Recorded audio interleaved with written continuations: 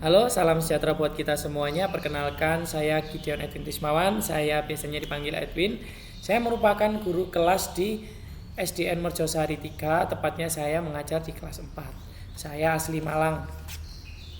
Dan saya sangat senang sekali mengikuti program Semangat Guru 2 dari SIM PKB karena di sana saya sangat banyak belajar tentang hal baru, khususnya tentang motivasi. Bagaimana cara meningkatkan motivasi, bagaimana untuk meningkatkan motivasi siswa dan banyak lagi. Dan yang saya pelajari tentang motivasi ini adalah tentang teorinya Pak Maslow, sangat keren sekali.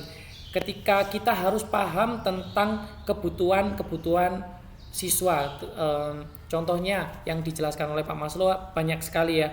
Ketika kita harus memenuhi kebutuhan siswa secara fisiologis, di mana kebutuhan fisiologis itu berhubungan dengan jasmani seperti kebutuhan akan makan, oksigen dan lain-lain, dan kebutuhan akan rasa aman karena siswa itu anak-anak khususnya tingkat kewaspadaannya sangat rendah, jadi memerlukan bimbingan atau pendampingan dari seorang guru di kelas. Dan kebutuhan sosial di mana siswa membutuhkan rasa cinta, rasa kasih sayang, rasa kepedulian dari orang-orang di sekitarnya. Jika di sekolah siswa sangat membutuhkan itu, membutuhkan rasa cinta, rasa sayang, rasa kasih sayang yang bisa dia dapatkan dari seorang guru. Dan yang berikutnya, kebutuhan tentang penghargaan, di mana siswa setiap kali mengerjakan sesuatu atau melakukan sesuatu pekerjaan dan tuntas, mereka berhak untuk mendapatkan penghargaan. Dan yang terakhir adalah hasil kebutuhan mengaktualisasi diri, di mana siswa harus mampu memilih keinginannya atau passionnya supaya dia bisa mencari tujuannya bahwa dia ini harus kemana, seperti itu. Itu yang saya pelajari tentang motivasi belajar milik Pak Maslow.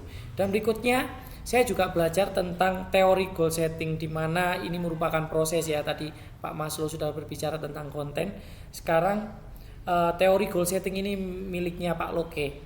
Pak Locke juga berbicara tentang hal yang sama, tentang motivasi, tetapi perbedaannya adalah Pak Locke menjelaskan teori goal setting, di mana ketika kita ingin meningkatkan motivasi siswa, kita harus meletakkan goalsnya atau tujuannya, bahwa setiap individu bertindak karena mempunyai atau menetapkan tujuan.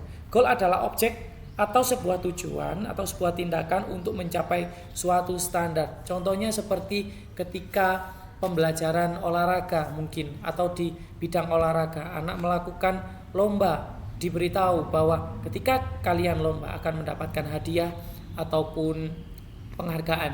Nah, anak akan merasa sangat termotivasi dan semangat untuk mengejar hal itu. Nah, ketika saya melakukan pembelajaran, saya juga memakai lembar aksi 1, dan saya sangat terbantu karena dalam meningkatkan motivasi dalam proses belajar mengajar, lembar 1 ini sangat bermanfaat sekali, dan saya jadi tahu level saya dalam tantangan dan harapan saya dalam mengajar.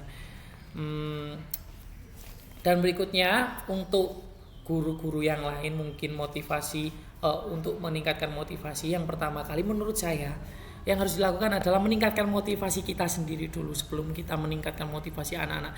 Karena kenapa? Ketika kita sudah meningkatkan motivasi kita, di mana kita motivasi kita untuk mendidik anak bangsa, memintarkan anak bangsa, maka kita akan menjadi semangat dalam mengajar. Kita akan all out, kita akan memberikan semuanya untuk anak-anak, dan dengan begitu anak-anak juga akan mendapatkan hal yang baik dari kita, seperti itu. Dan juga kita harus memaksimalkan potensi kita dalam memanfaatkan contohnya media, metode pembelajaran yang tepat dan beragam, menjadikan siswa sebagai peserta didik yang aktif, dan memanfaatkan media tadi ya secara optimal. Dan setiap pembelajaran kita juga harus melakukan evaluasi diri, seperti itu. Mungkin sekian yang bisa saya bagikan untuk hari ini.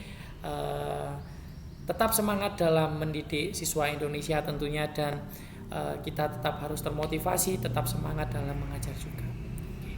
Sekian dari saya, Tuhan memberkati.